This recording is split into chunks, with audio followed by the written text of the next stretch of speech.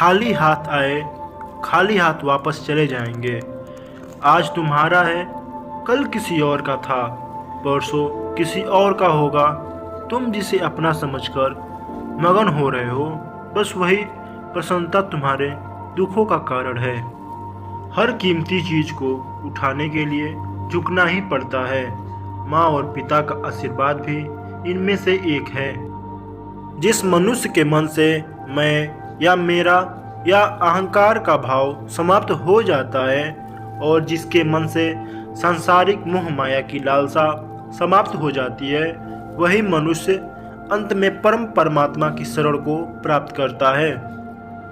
अगर व्यक्ति शिक्षा से पहले संस्कार, व्यापार से पहले व्यवहार और भगवान से पहले माता पिता को पहचान ले तो जिंदगी में कभी कोई कठिनाई नहीं आएगी। जिस मनुष्य का अटूट विश्वास अपने कर्मों पर होता है और जो मनुष्य अपने कर्मों पर सदा अडिग रहता है, वही मनुष्य जीवन में सफल हो पाता है। और जो मनुष्य सिर्फ फल की चिंता करता है और कर्म नहीं करता, उसे जीवन में सिर्फ असफलता ही प्राप्त होती है। स्वार्थ से रिश्ते बनाने की कितनी भी कोशिश करें, वो कभी नहीं बनते हैं, और प्रेम से बने रिश्ते को कितनी भी तोड़ने की कोशिश करें, वो कभी नहीं टूटते हैं। जब आप प्रभु के साथ जुड़ जाओगे तो आपकी परीक्षा आरंभ हो जाएगी। कुछ लोग इसे दुख समझते हैं तो कुछ लोग प्रभु की कृपा।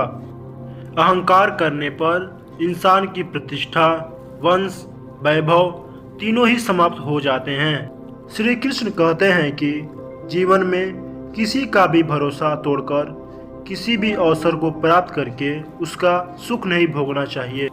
जीवन में आधे दुख इस कारण जन्म लेते हैं कि क्योंकि हमारी आशाएं बड़ी होती हैं। इस आशाओं का त्याग करके देखो, जीवन में सुख ही सुख है। मनुष्य को बुरे कर्म करने की आवश्यकता नहीं होती। बुरे कर्म खुद ही हो जाते हैं, पर अच्छे कर्म खुद से नहीं होते। मनुष्य को अच्छे कर्म स्वयं अपनी इच्छा से करने पड़ते हैं, तभी उसका जीवन सफल हो जाता है। राधा कृष्ण का तो मिलना बस एक बहाना था। दुनिया को प्यार का सही मतलब